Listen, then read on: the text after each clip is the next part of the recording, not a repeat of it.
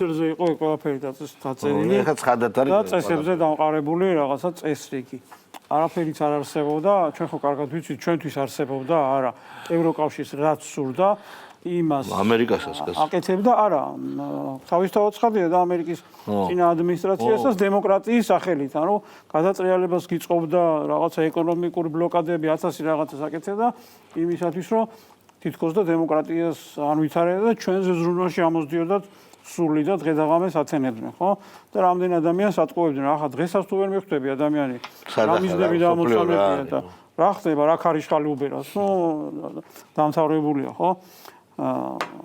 სხვადასხვა აი მონროს დოქტრინის მიხედვით თუ არ ვცდები, დასავლეთ ნახევარსფეროს უნდა დაეპატრონოს ამერიკა მთლიანად. ხო, ორ კონტინენტს. ხო, და მან თავი ისაა, რომ დასავლეთს როდის დაეპატრონება, ჩინეთი და რუსეთი მე რას აკეთებს? ამ შემთხვევაში ისინი ხო ვიღაცას გამოუჩდებიან პატრონატს, მოდი ესე ვთქვათ რა, მაგრამ აქ როგორც აქტორი ევროკავშირი აღარ არის, აღარც იქნება. ეს არის გამორიცხული.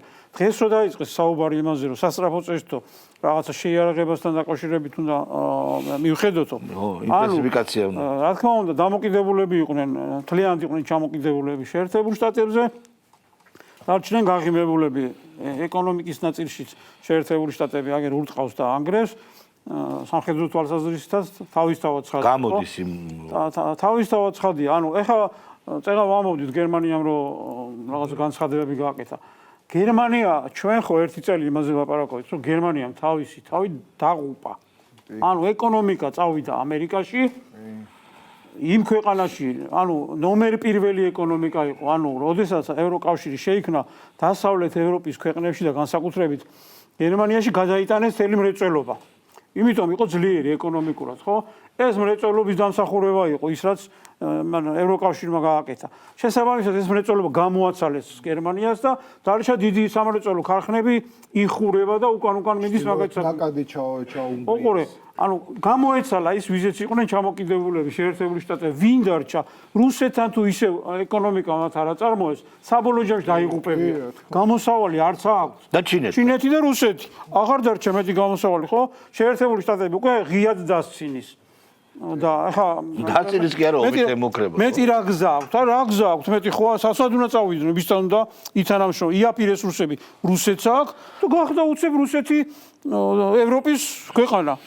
ევროპული და ცოტა ხანში დემოკრატიულსაც იტყვიან, აგერ დაველოდებით და მოისმენთ. როგორც კი რაღაცა ახლო კონტურები გამოჩნდება, ომის დამთავრების კონტურები როგორც გამოჩნდება, ეგრევე ეს მთელი ქვეყნები საფრანგეთი მათ შორის გადაეწყობიან და როგორც დემოკრატ ლიდერს ისე დაუწყებენ პუტინს. მაკრონი როდის აგერ თქვენ და აგერ მე. არჩევნები როდის აქვს? 27-ია. 27. არჩევნები. ასე რომ გაისად. ასე რომ სოფლიო პოლიტიკა დღეს, მოდი ესეც რაღაცა შევადაროთ რა. ერთ-ერთზე სულხან საბასა აქვს ესეთი იგავარაკი დათვი მგელი და მელარო ნადავლს ინაწილებენ. და ვინცო ასაკითო ყველაზე უფროსიაო, იმას შეხვდება მეტიო. და ეს მელარო იძახის რომ მე 10 წლისა ვარ, რომ ის რაღაც მგელი გამოხდება, რომ მე 25 წლისა ვარ, რაღაცა ეგეთი და მე მეტი მეკუთვნის და ასე მოთქვა რომ მე 3 წლისა ვარ, მაგრამ რა ერთი კაი ბიჭები ხართ და მოდი და წამართვითო რა.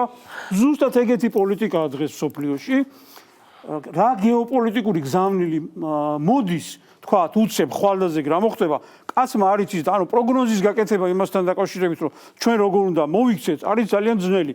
ამ შემთხვევაში რა თქმა უნდა ხელისუფლებას არ გულისხმობ, ხელისუფლება ჭკვიანურად აკვირდება ამ ყველაფერს და რაღაცა მულტიპოლარულ სამყაროში აძლიერებს ფინანსურ და რაღაცა ეკონომიკურ მდგომარეობას.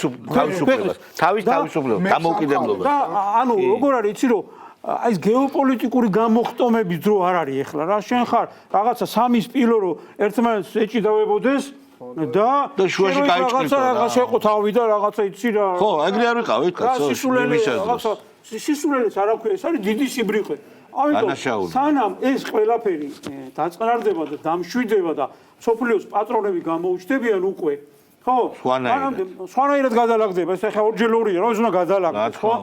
წეღარო ვამოვდი, თუ დასავლეთ ნახევარსფეროს შეერთებულმა შტატებმა წაიღო, ანუ ჩინეთსაც და რუსეთსაც ექნება თავიანთი გავლენის ზონები. სად მოხვდებით? მაგი კაცმა არ იცის. დაახლოებით კი. და ასე შენ, ნუ დაახლოებით ახლა პროგნოზების გაკეთება, სავარაუდოდ შეიძლება, მაგრამ ისიც სავარაუდოდ.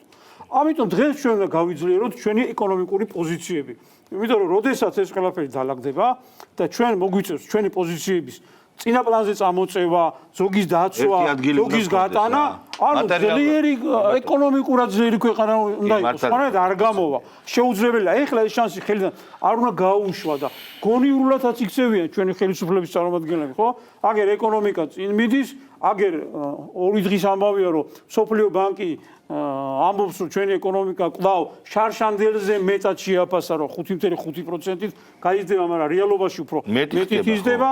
აგერ ევროკავშირის კვლევები სხვა რაღაცებს, ანუ ვიწინააღმდეგებს უკეთეს იმასაც ამბობენ, რომ მათი სანაკებო მოლდოვა და უკრაინა სადღაც უბედურად ჩამორჩენილები არიან და გინდა ნებისმიერ საკითხში ხო საქართველოსთან ახლოსაც ვერ არიან, ვერც რეგიონში, ვერც აგერა გუშინდელი კვლევა იყო, რომ უამრავ ევროკავშირის ქვეყანას უსწრებთ უკვე რა სხვადასხვა კრიტერიუმები და ასე შემდეგ, ხო? მე მგონი საუბრებიც კი აღარ არის მეტად ინტენსიური უკრაინისა და მოლდოვას ევროკავშირში გაწევრიანება. აღარ არის უკრაინისთვის, ხო? ევროკავშირში გაწევრიანება იქნება სატყუარა ტერიტორიების დასაცმობად. აგერ ბატონო, ეხლა ნატოში მაგას აღარავინ აღარ მიიღებს, ხო? ნატო იშლება. აღარ არის. ამიტომ ერთადერთი რასაც შეიძლება შეპირდნენ, იქნება ის, რომ იცი რა, აგერ მიგიღებთ ევროკავშირში დაჩქარებული წესი და დათმე ტერიტორიები.